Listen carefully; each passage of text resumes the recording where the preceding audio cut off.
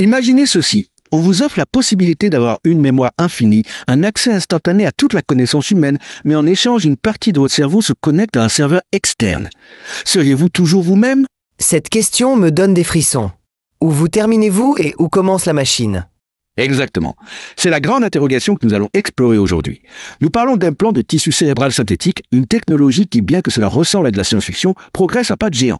Et avec elle, surgissent des dilemmes éthiques et philosophiques profonds sur notre identité, notre mémoire et notre perception de la réalité. Alors, comment fonctionnerait réellement un implant de ce genre?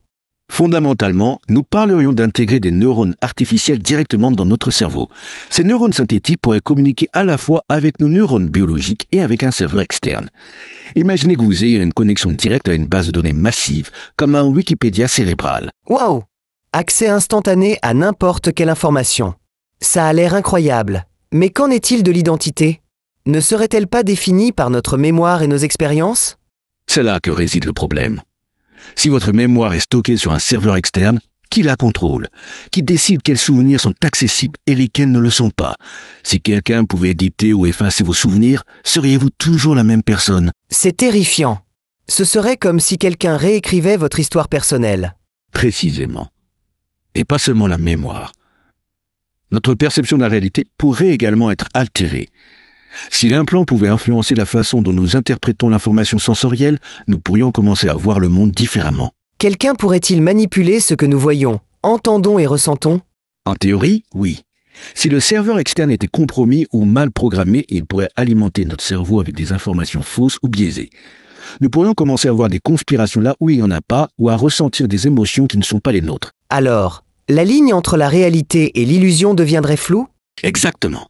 Pensez au film Matrix, mais au lieu d'être branché à une simulation, nous serions branchés à un serveur qui altère notre perception de l'intérieur. Et où serait notre capacité à prendre des décisions libres? Si nos pensées et nos émotions étaient influencées par un implant, serions-nous toujours responsables de nos actes? C'est une question cruciale. Si un implant nous suggère de prendre une certaine décision, sommes-nous réellement libres de choisir une autre option? Ou sommes-nous devenus des marionnettes de la technologie? Y a-t-il un exemple de la façon dont cela pourrait affecter la mémoire? Imaginez que vous êtes témoin d'un crime. Votre souvenir de l'événement est enregistré sur le serveur externe. La police y accède mais découvre que le souvenir est incomplet ou déformé. Est-ce votre mémoire qui fait défaut ou le serveur qui l'a altéré? Qui est coupable si votre témoignage est faux? C'est un dilemme moral énorme. Et si la mémoire pouvait être modifiée, qu'est-ce qui empêcherait quelqu'un d'effacer des souvenirs traumatiques ou douloureux? Serait-il éthique de le faire? C'est là qu'on entre sur un terrain glissant. Effacer les souvenirs douloureux pourrait soulager la souffrance, mais cela pourrait aussi altérer notre identité. Nos traumatismes et nos erreurs nous définissent autant que nos succès et nos joies. Ils font partie intégrante de notre histoire personnelle. Alors, où finissons-nous? Dans le cerveau biologique, dans l'implant, sur le serveur externe? C'est la question à $1 million. Certains diraient que notre conscience réside uniquement dans notre cerveau biologique et que l'implant est simplement un outil qui amplifie nos capacités. D'autres diraient que notre conscience s'étend au serveur externe, qui devient une extension de notre esprit. C'est comme si nous avions un moi distribué.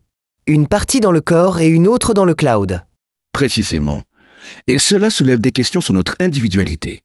Si notre esprit est connecté à un réseau, sommes-nous toujours des êtres individuels et autonomes ou devenons-nous partie d'une conscience collective? Pourrions-nous arriver à partager des pensées et des émotions avec d'autres personnes grâce à l'implant? En théorie, oui. Si l'implant pouvait transmettre des informations directement d'un cerveau à un autre, nous pourrions expérimenter la joie, la tristesse ou la peur d'une autre personne. Nous pourrions même partager des souvenirs et des rêves. Ça ressemble à de la télépathie, mais aussi à une perte totale de confidentialité. Exactement. Si nos pensées et nos émotions étaient à la portée des autres, comment protégerions-nous notre intimité? Qui aurait accès à nos données cérébrales? Comment éviterions-nous qu'elles soient utilisées contre nous? Existe-t-il déjà des recherches ou des prototypes de ces implants? Oui, bien que nous en soyons encore aux premières étapes. Il y a des recherches prometteuses dans le domaine des interfaces cerveau-ordinateur qui permettent aux personnes de contrôler des appareils externes avec leurs pensées.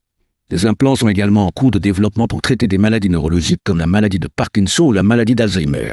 Et quelles seraient les implications juridiques de cette technologie? Les implications juridiques sont énormes. Qui serait responsable si un implant cause des dommages à un individu? Comment réglementerions-nous l'accès aux données cérébrales? Comment protégerions-nous les personnes de la manipulation mentale? Il faudrait créer des lois complètement nouvelles pour réglementer cette technologie. Sans aucun doute. Et il est important que nous commencions à débattre de ces questions maintenant, avant que la technologie n'avance trop. Nous devons établir des limites éthiques et légales claires pour protéger notre identité et notre autonomie. Quelles mesures pourrions-nous prendre pour nous protéger des risques de cette technologie? En premier lieu, il est fondamental d'exiger de la transparence de la part des entreprises et des chercheurs qui développent ces implants.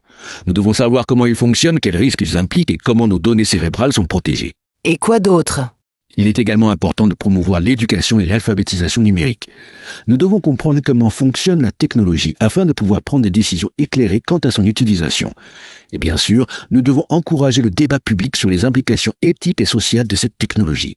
C'est un sujet complexe et fascinant, avec de nombreuses questions sans réponse. Mais il est crucial que nous commencions à y penser maintenant, avant qu'il ne soit trop tard.